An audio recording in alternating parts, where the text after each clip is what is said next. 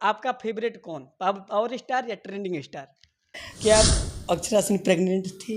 अरे बबीता मिश्रा को किसी तरह टीआरपी चाहिए यार। ये हमारे जीवन में दीपक महज दोस्त ही नहीं, एक सहोदर भाई भी है। तो मैं व्यक्तिगत ज्योति को जानता हूँ। कि दोस्ती हो तो पवन और दीपक जैसा, इस पर क्या कहेंगे? नमस्ते, हम आनंद मौसम, आप देख रहे हैं टॉप 10 भोजपुरी। तो आज हम आ गए हैं पावर स्टार के यानी पवन सिंह के खास करीबी यानी भोजपुरी के नंबर 1 मंच उद्घोषक जयप्रकाश सिंह जी के पास। भैया सबसे पहले स्वागत है, कैसे हैं? सबसे पहले आपके चैनल टॉप 10 भोजपुरी देखने वाले सभी श्रोताओं को, दर्शकों को मेरा सादर अभिवादन, प्रणाम। मैं चाहूँगा आपसे कुछ बातचीत तो होगी, लेकिन अपने अंदाज में कुछ लोगों को सुना दीजिए, क्योंकि आपका हर चीज़ लोग सुनने का उत्सुक रहते हैं। कि देखेंगे ऑब्जर्व किसका कितना पानीदार है, देखेंगे ऑब्जर्व किसका कितना पानीदार है, तुम उठाओ पत्थर मैं आईना उठाता हूँ। भैया आपसे कुछ हम बातें करेंगे। सबसे पहले आपसे हम यही जानना चाहेंगे, क्योंकि भोजपुरी के 2 स्तंभ हैं। कलाकार तो बहुत सारे हैं भोजपुरी में, अच्छे-अच्छे हैं। लेकिन कई लोग का मानना है कि भोजपुरी में एक पावर स्टार हैं और एक ट्रेंडिंग स्टार हैं। तो आपका फेवरेट कौन? पावर स्टार या ट्रेंडिंग स्टार? निसंदेह मेरा व्यक्तिगत इंडिविजुअल ये बात नहीं है। देखिए, अगर गीत संगीत के माध्यम से मुझे उतनी जानकारी नहीं है, मैं इस क्षेत्र में हूँ, लेकिन मैं रियली बताता हूँ कि इसमें मुझे संगीत के बारे में कोई जानकारी नहीं।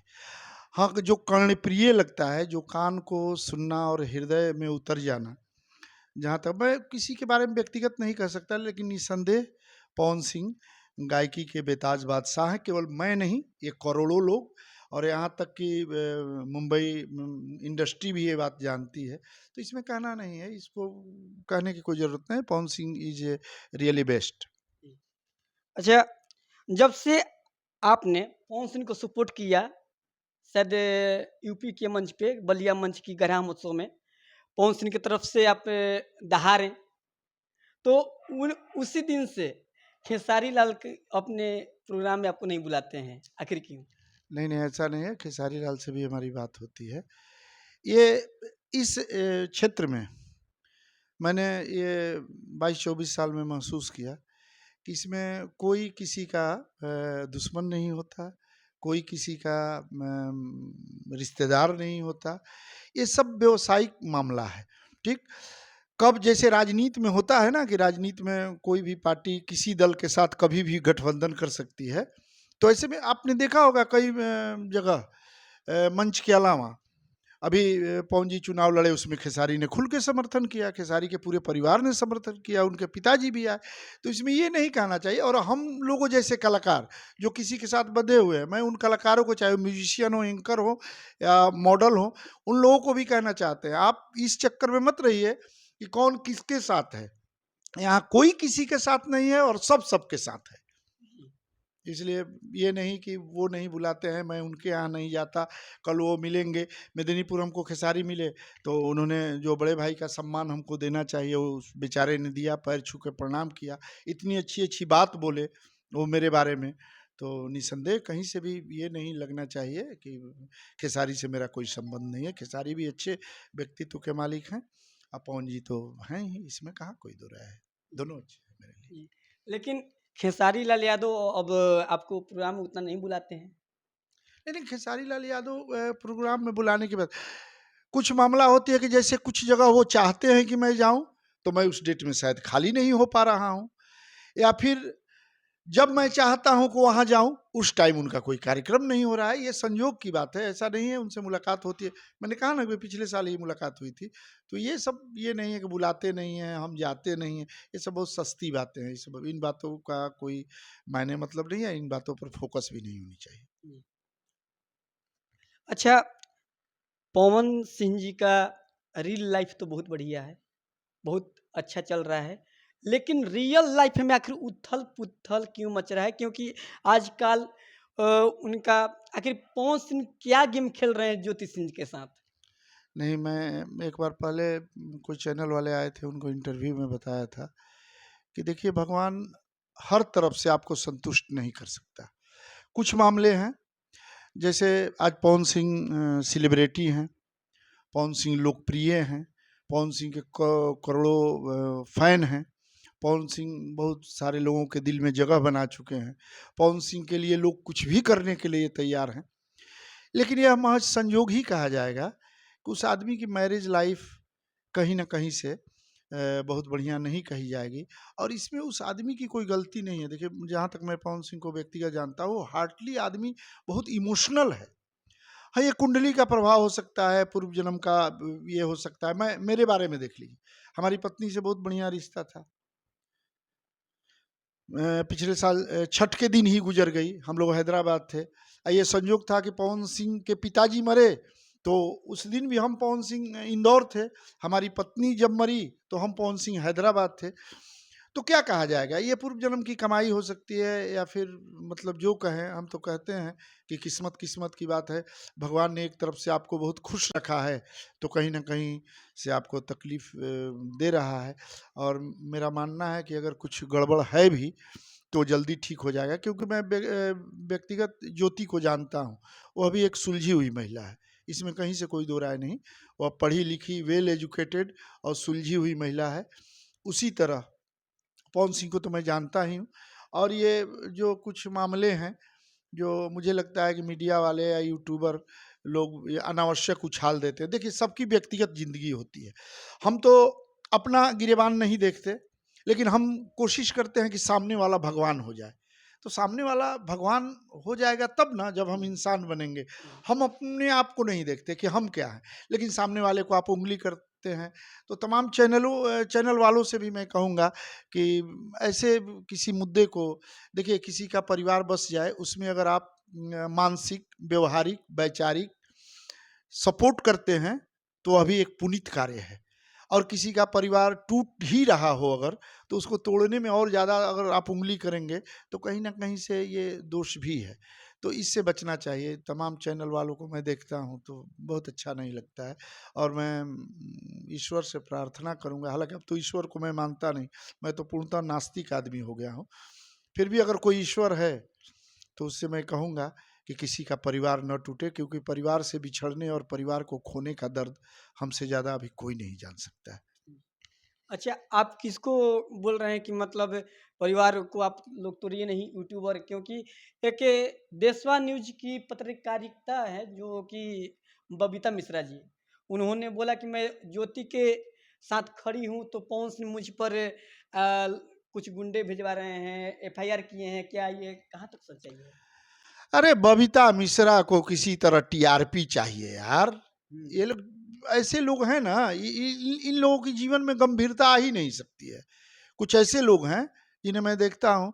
एक आरती चैनल वाला है, मनीष। हाँ, मनीष, वो मोटे-मोटे, वो पता नहीं उसका क्या नाम, वो इस तरह का इंटरव्यू लेता है कि उससे चिढ़ हो जाती है। तो कुछ ऐसे लोग हैं, अब बबीता हो या ममता हो, उससे कोई मतलब नहीं है इन लोगों को टीआरपी। अच्छा, वो उनके साथ खड़ी हैं, ज्योति सिंह के साथ खड़ी हैं, हम पवन सिंह के साथ खड़े हैं, तो हम पवन सिंह का क्या बना देंगे, वो ज्योति सिंह का क्या बना देंगी, बिगाड़ देंगे। ये सब फालतू बातें हैं। इन बातों से बचना चाहिए, चाहे वो बबीता मिश्रा हो। और अगर बबीता मिश्रा कोई है भी, तो मैं आपको नहीं जानता हूँ। तो हे परम आदरणीय बबीता मिश्रा जी, किसी के परिवार को तोड़ने में अगर आपकी अहम भूमिका होगी, तो निश्चित रूप से कल प्रकृति आपके भी साथ वही करेगा। इसलिए इस तरह का आप ये मुद्दा मत बनाइए और उछालिए। अच्छा, आपको तो ज्योति सिंह से भी बात होती होगी कि क्या ये रियल में आवाज़ ये ज्योति सिंह का है मोबाइल पे, जो आजकल उनका कॉल रिकॉर्डिंग वायरल हो रहा है? ना, ना, ना, ना, ये उनका है नहीं। नहीं, मैं इस बात को दावे के साथ कह सकता हूँ कि वो आवाज़ ज्योति का नहीं। तो मैं तो ज्योति के घर भी कई बार गया, पवन जी के साथ भी गया हूँ। उनके पिताजी से बहुत पहले हमारी जब शादी नहीं हुई थी, उस समय से उनके पिताजी से संबंध है। मैं व्यक्तिगत उस लड़की को जानता हूँ। नहीं, ऐसी कोई बात नहीं है, और वो आवाज़ तो ज्योति की है ही नहीं। और लोग आजकल, डिजिटल ज़माना है, कौन क्या कर रहा है, किधर का वॉइस किधर मिला दे रहा है, ये सब। अच्छा, आपको क्या लगता है कि पवन सिंह और ज्योति सिंह एक हो जाएँगे या दूरी बढ़ेगी?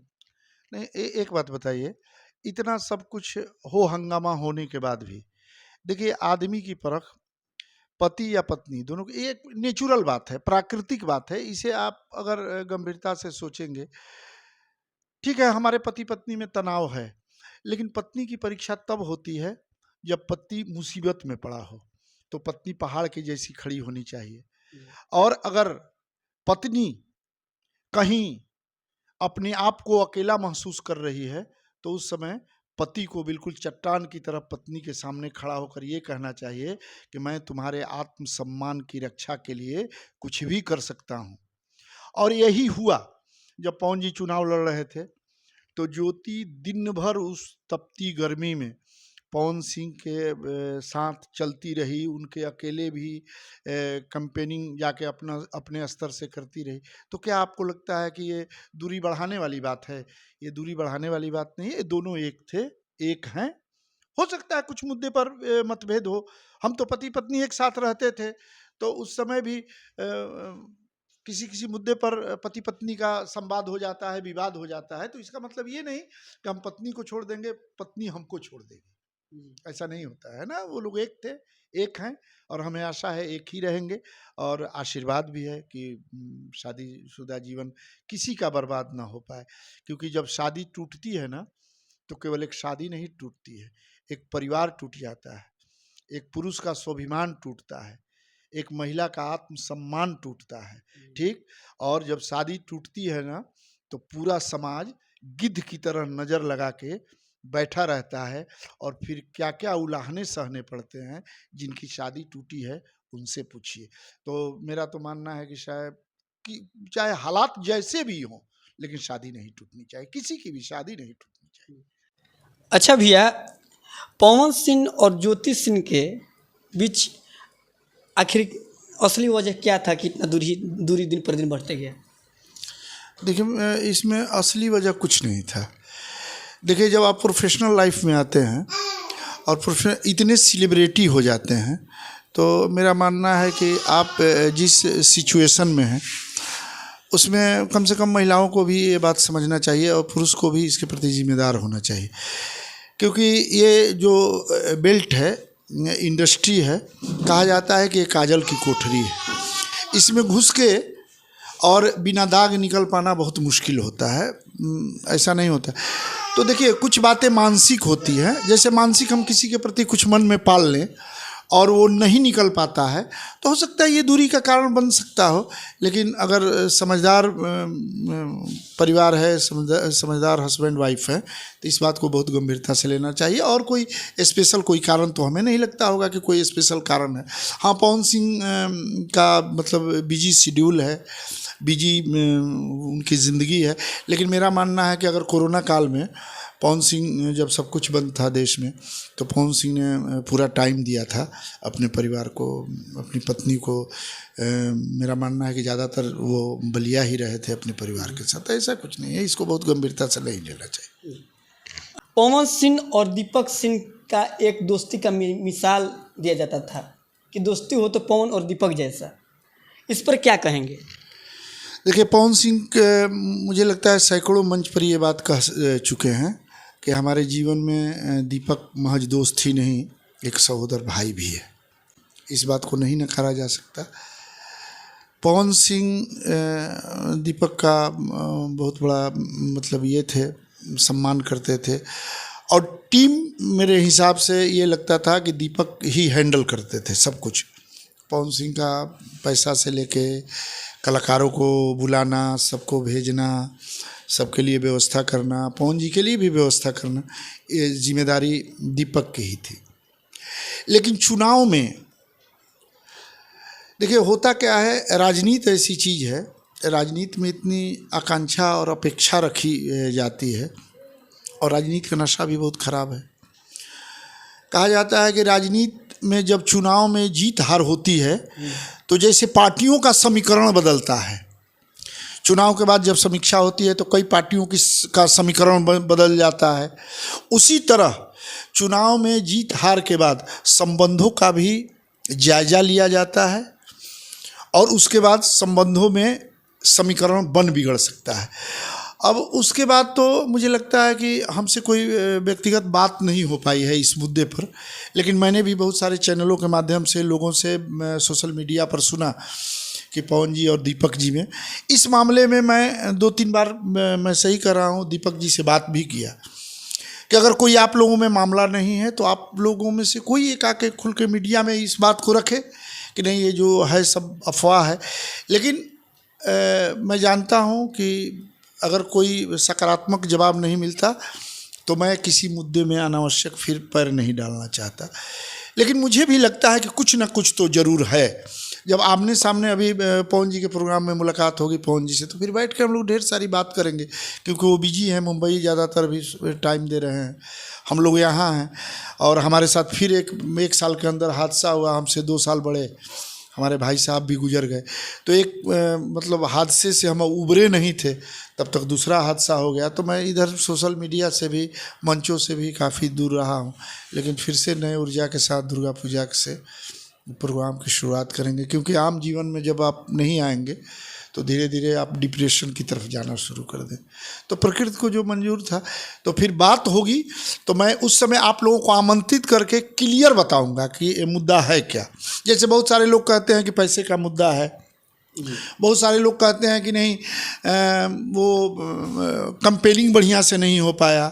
बहुत सारे लोग कहते हैं कि दीपक ने पवन जी को केवल रिजर्व रखा, लोगों से मिलने नहीं दिया।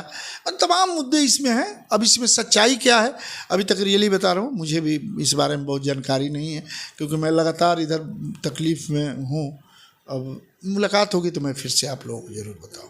आपके घर पे कई बार पवन सिंह जी और अक्षरा जी साथ में आते थे जाते थे। इधर प्रोग्राम रहता था गोरखपुर, चाहे बाई रोड जाते थे तो पहले गांव पे अपना कौरा और आपके घर आएंगे ज़रूर। तो क्या आप अक्षरा सिंह प्रेग्नेंट थी? नहीं, इस बारे में कोई जानकारी नहीं, और ऐसे सवाल प्लीज़ हमसे ना पूछे जाए जी। अच्छा, इस बार आपका दशहरा में कितना शो है पावर स्टार पवन सिंह के साथ? ना, दुर्गा पूजा में पवन जी का कोई कार्यक्रम नहीं। आखिर उनके साथ कब से दिखेंगे? उनके साथ फिर नवंबर में, दिसंबर में जो कार्यक्रम है, उनसे अभी 3 दिन पहले अमित जी के थ्रू बात हुई है, बहुत देर तक बात हुई।